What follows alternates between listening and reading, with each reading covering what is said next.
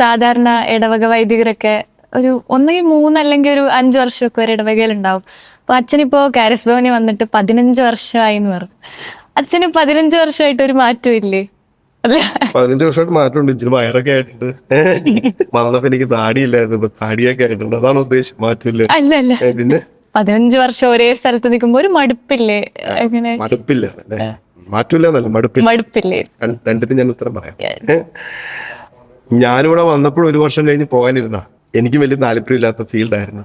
പിന്നെ ദൈവത്തിന്റെ വലിയ കരുണയും പദ്ധതിയും കൊണ്ടാണ് ഞാനിവിടെ തുടരാൻ തീരുമാനമെടുത്തത്.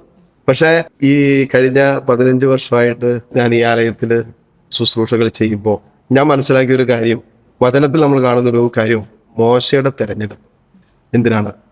അവരെ അടിമത്തത്തിൽ നിന്ന് വിമോചിപ്പിക്കാൻ. അപ്പൊ അടിമത്തത്തിന്റെ നടുവിൽ കടന്നിരുന്ന ഒരു ജനം വല്ലാതെ വേദനിച്ചും കരഞ്ഞും നിലവിളിച്ചും ആ നിലവിളിക്ക് ഉത്തരമായിട്ടാണ് മോശ എന്ന പ്രവാചകനെ ദൈവം തിരഞ്ഞെടുത്തത്.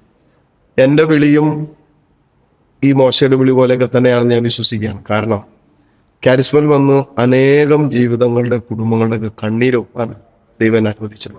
കാരണം എനിക്കറിയാം, ഇന്ന് പലരും കാണുമ്പോൾ അച്ഛൻ്റെ അടുത്ത് വന്നത് കൊണ്ട് അല്ലെങ്കിൽ അച്ഛനായിട്ട് സംസാരിക്കാൻ പറ്റിയതുകൊണ്ട് ഞങ്ങൾ ഇന്നും ദാമ്പത്യത്തിൽ ഒരുമിച്ച് നിൽക്കുന്നു, കുടുംബമായിട്ട് ഒരുമിച്ച് നിൽക്കുന്നു. അച്ഛനെ കണ്ടുമുട്ടിയത് കൊണ്ടും അച്ഛനിൽ നിന്ന് പ്രാർത്ഥന സ്വീകരിച്ചത് കൊണ്ടും ഞങ്ങൾ ഇന്ന് ജീവിച്ചിരിക്കുന്നു. അതായത് ജീവിക്കാനൊരു കാരണമില്ല എന്ന് പറഞ്ഞ് എൻ്റെ അടുത്ത് വന്ന അനേകരെ ഞാൻ കഴിഞ്ഞ 15 വർഷം കൊണ്ട് കണ്ടിട്ടുണ്ട്. അപ്പൊ അവർക്ക് ജീവിക്കാനൊരു കാരണമുണ്ട് എന്ന് പറഞ്ഞു കൊടുക്കാൻ എനിക്ക് പറ്റിയിട്ടുണ്ട്. അപ്പൊ അതൊക്കെ നമ്മൾ ചെയ്യുന്ന ശുശ്രൂഷകളിൽ നമുക്ക് വലിയ ഒരു ആത്മീയ ആനന്ദവും സന്തോഷവും ഒക്കെ നമ്മൾ അനുഭവിച്ചിട്ടുണ്ട്.